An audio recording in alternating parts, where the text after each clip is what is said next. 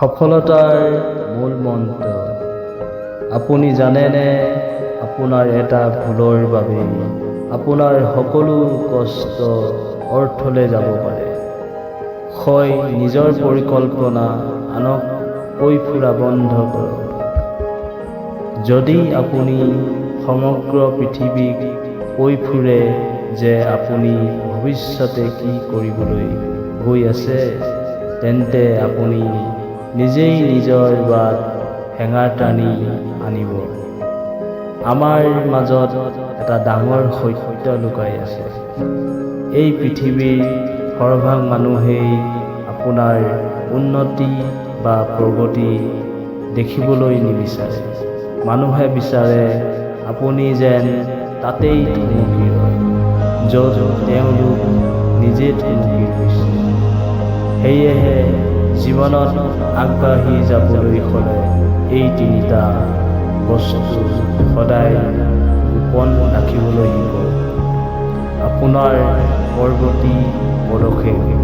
আপুনি কি কৰিবলৈ গৈ আছে সেয়া কাৰো আগত প্ৰকাশ নকৰিব। আপোনাৰ পৰিকল্পনা, আপোনাৰ লক্ষ্য আৰু আঁচনিবোৰ গোপনে ৰাখক। আপোনাৰ ভৱিষ্যত দিশ। আপুনি কোনটো দিশেৰে সফলতাৰ পিনে আগবাঢ়িছে সেয়া কেৱল নিজৰ মাজতেই সীমাবদ্ধ ৰাখক। কিয় গোপনে ৰাখিব?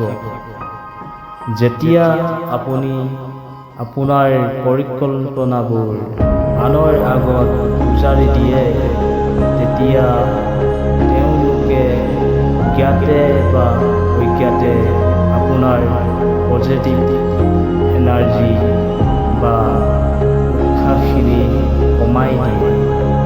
ইয়াৰ ফলতেই কামবোৰত নানা ধৰণৰ বাধা বিঘিনিৰ সৃষ্টি হ'বলৈ ধৰে।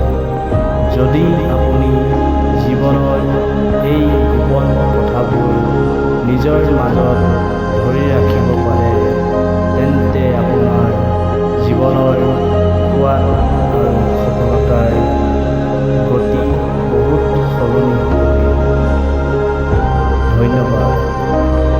আপোনালোকৰ যদি ভিডিঅ'টো কথাবিলাক শুনি ভাল লাগিলে, তেন্তে চেনেলটো ছাবস্ক্ৰাইব কৰি দিব, লগতে লাইক এটা আৰু কমেণ্ট এটা কৰি দিব। ধন্যবাদ।